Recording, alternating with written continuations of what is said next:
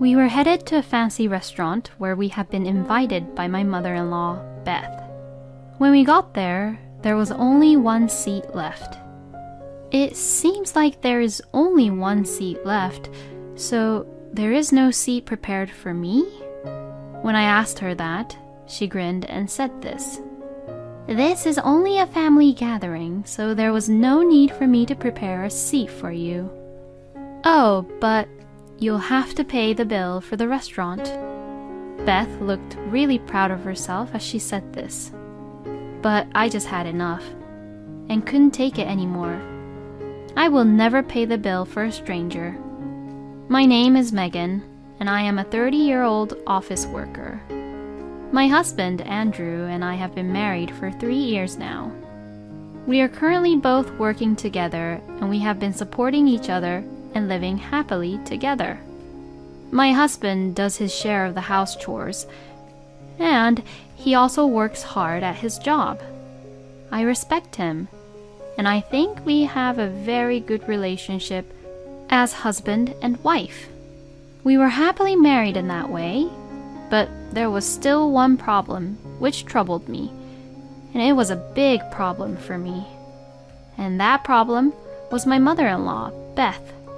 My husband has a little brother, Thomas, and Andrew was the eldest. So, that is one of the reasons why Beth loves my husband very much, as he was her eldest son. My husband tells me, "My mother is too overprotective and she could be a little bit of a hassle." And it seems that he's not a mama's boy, but that Beth is the one who is overly affectionate about Andrew. Probably Beth thinks that her eldest son is the most dependable, so of course she considers me, who married him, to be her enemy. And what's even more funny is that it takes about only 20 minutes by car from my parents-in-law's house to our house, so we live pretty close to each other. So that's why Beth persistently calls us to visit her nonstop. Andrew basically refuses Beth, saying that we were busy. But if he doesn't show up at least once a month, Beth would storm into our house, so he has no choice but to visit her. I wouldn't really mind if Beth only bothered my husband, but she also picks on me and harasses me, which is very annoying. "Oh, Megan, I made you some tea." Well, yours is the third cup which I brewed with the used tea leaves, but I'm sure that the tea would still taste fine. "Oh, thank you very much." It's sour. There seemed to be a lot of vinegar in the tea, so it tasted extremely sour and bad. Seeing me frowning and making faces since it was so sour, Beth was holding her stomach and laughing. I love that face of yours.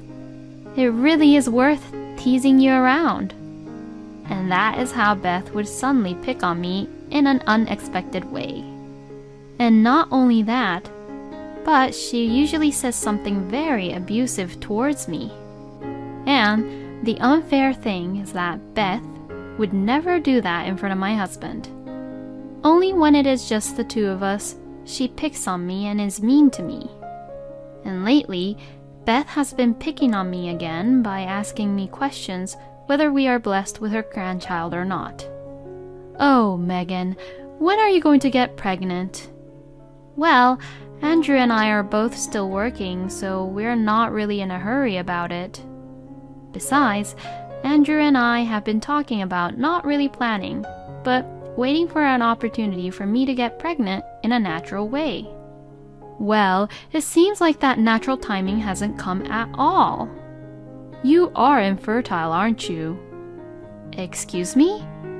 "Of course, you must be infertile. I really do feel sorry for Andrew for marrying a wife like you." Beth would say those horrible, abusive words to me, as if it was a normal thing to do. Why should I be the one being told this by Beth? First of all, it's not right that she sees me as her enemy just because I married her eldest son. And It's also not right that she is directly attacking me verbally with these terrible abusive words. I was honestly overwhelmed by Beth being like this and attacking me like this. I thought about talking to Andrew about it, but he had just been promoted at his work at the time and was quite busy with work. So, because of that, I didn't want to cause him any unnecessary troubles. I should take care of this by myself. Since thinking that, I then tried various things. I tried praising Beth, and on the contrary, I also tried arguing back to her about her bullying me. But none of them worked at all, because they only made Beth even more annoying than before. Then, I had heard that Andrew's little brother Thomas was getting married.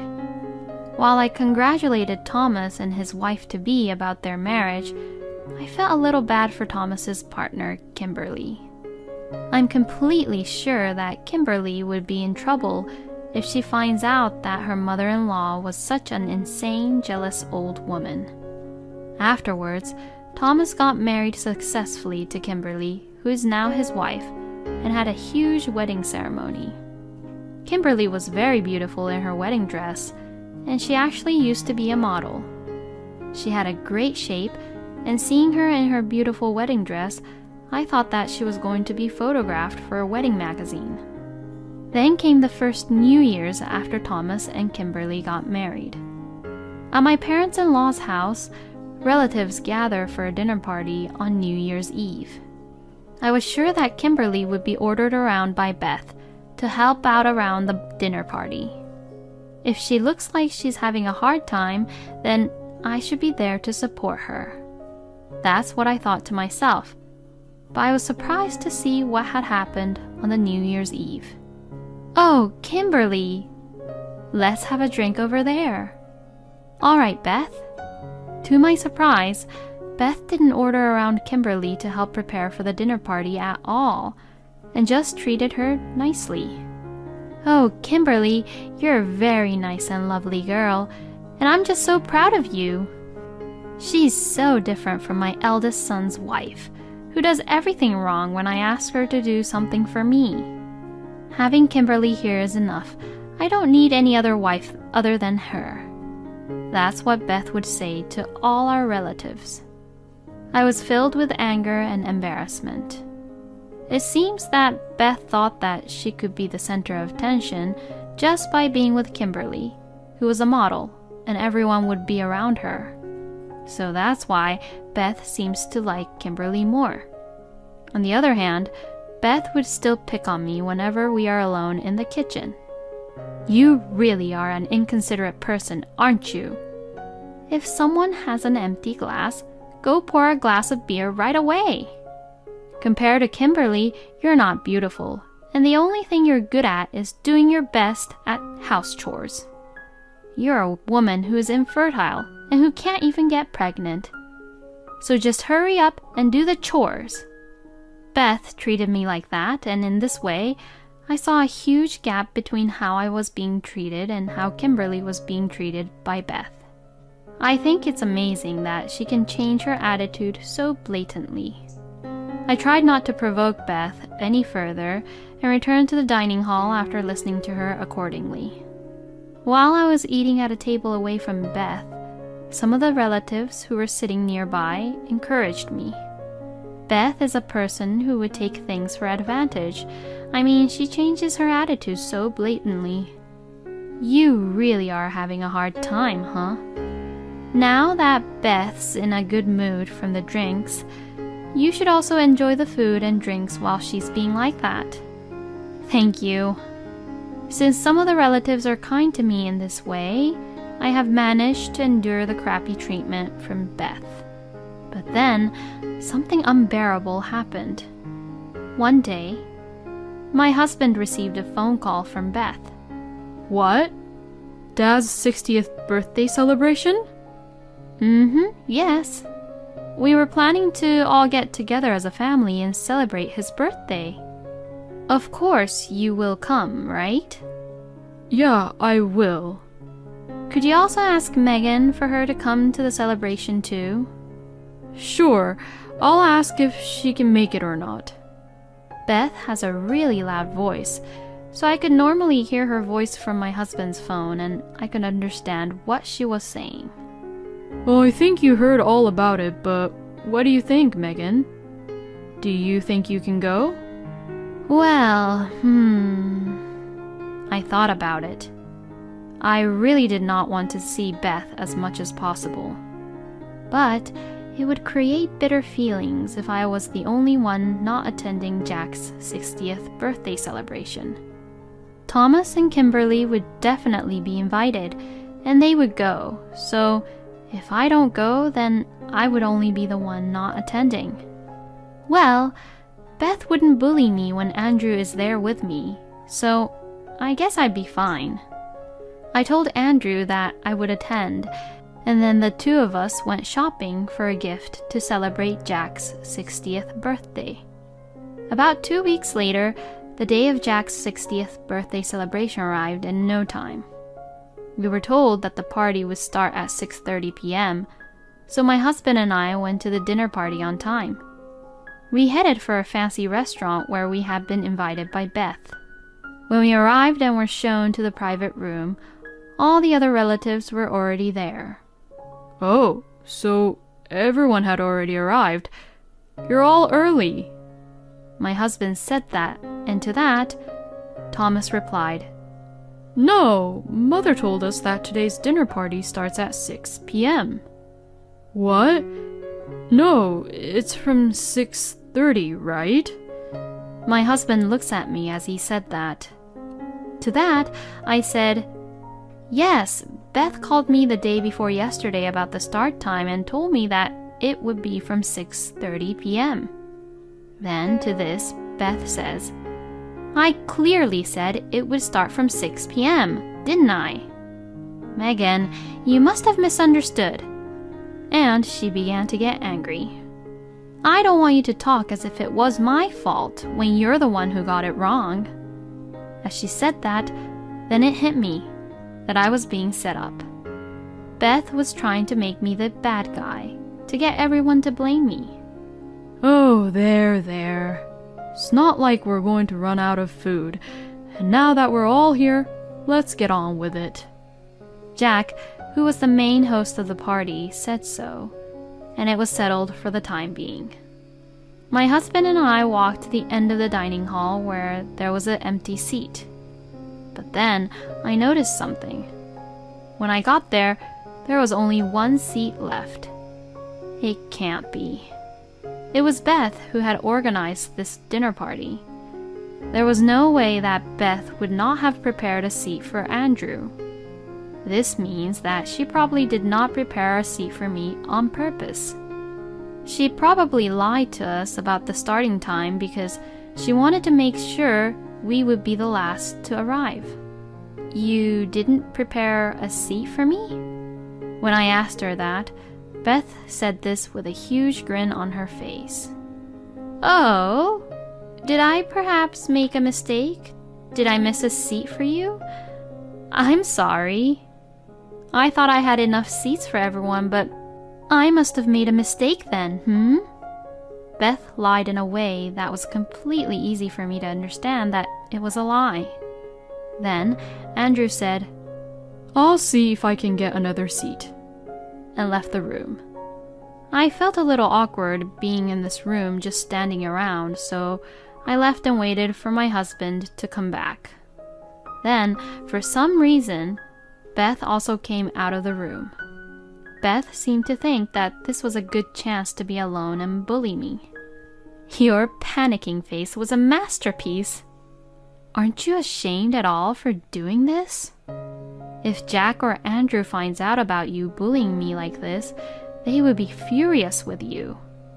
Excuse me? Of course they won't find out. I'm bullying you in a way that they won't ever find out about it. I see. But I really didn't think that you wouldn't prepare a seat for me here today. Because a wife is only a stranger, and because we're not even related by blood, you know? This is a family gathering, so there's no need to prepare a seat for a person like you. Then what about Kimberly? She's a wife too. She is special. If she's there, then everyone would also pay attention to me. I see. Well, I've had enough. Even if I could get an extra seat, I'm leaving. Well, duh, of course. Who would even allow you to attend to this party? Oh, but you will have to pay for the restaurant bill. Beth looked so proud of herself as she said that. But I have had enough, and I couldn't take it anymore. I will not obey with what Beth says anymore. Oh, do stop talking nonsense, Beth. I will never pay for someone's bill who is a stranger to me. When I said that, Beth's face turned bright red. This is not nonsense. And also, what are you saying to your own mother-in-law? Oh, no, you said it yourself, Beth, that a wife like me is a stranger. Or do you pay for other people's meals and drinks, Beth? Well, you certainly don't look like such a saint who would even do that, though. Just shut up and pay up. How persistent are you? I'm leaving now. Oh, no. Are you really leaving? When I really tried to leave, Beth began to panic. What do you want? You're the one who kicked me out, you know. Well, it's my treat for today's celebration. That's why I'm supposed to pay for this dinner party. Oh, so you mean to tell me that you showed off with this fancy restaurant with the intention of making me pay for it? Yes, that's right. So you have no choice but to pay for it. Beth's logic completely made no sense to me. I felt ridiculous and said, I'm leaving, and headed for the exit.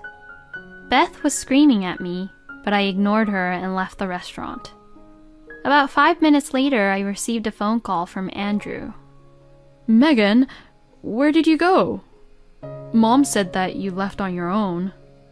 I really can't stand it anymore. Huh? What are you talking about? You'll understand when you hear the recording I'm about to send you. I hung up the phone and sent my husband the conversation with Beth that I secretly recorded earlier. I had actually decided to handle the situation myself without consulting Andrew about it, so I made sure to start the recording app whenever I was alone with Beth. A little while after I sent the recording, Andrew sent me a message saying, "Leave it to me." Since Andrew said that, I left him to it, and I went on home. Half an hour later, Andrew called me to tell me that he had kicked Beth out of the party and that I should go over to the party. So, I did as I was told and went back to the restaurant. And when I entered the private room, Andrew, Jack, and Thomas came over and apologized to me. Oh, Megan, I am so sorry that I didn't realize that my stupid wife was doing something terrible to you. I'm really sorry about that, Megan. I should have watched Mom more carefully, too.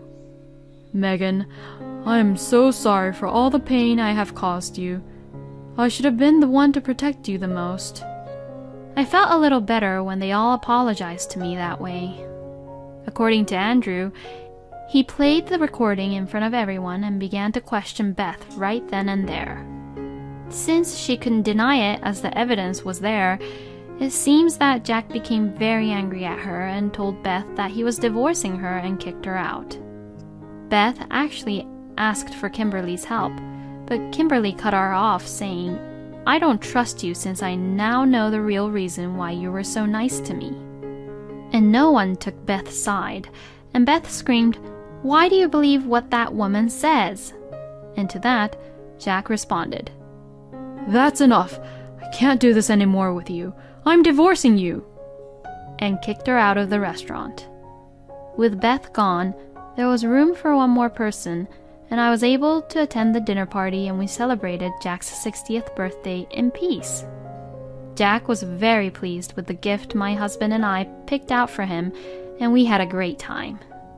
We paid half of the bill, and the other half was paid by Thomas and Kimberly. After that, Jack really had divorced Beth. Beth asked Andrew and Thomas for help, but both of them were so disappointed with their own mother that they ignored her. Beth, who had been a housewife all her life, now lives alone in a rundown apartment while working part-time for minimum wage. Seeing Beth living her life like that, even though I knew this already, I thought to myself that I will never bully a wife ever. If I ever have children and they have a wife in the future, I will make sure that I will never be like Beth. For now, I will enjoy our peaceful married life as much as I can. It is unbelievable of Beth to try to get her own daughter-in-law to pay for the restaurant without preparing a seat for her. I was just really appalled at Beth's bullying and how she treated Megan. After all, that's the reason Jack divorced Beth. So, I do believe that Beth deserves what she got. I wish Megan a happy life with her wonderful husband. Thank you for watching until the end. Please subscribe to our channel. We hope to see you in our next video.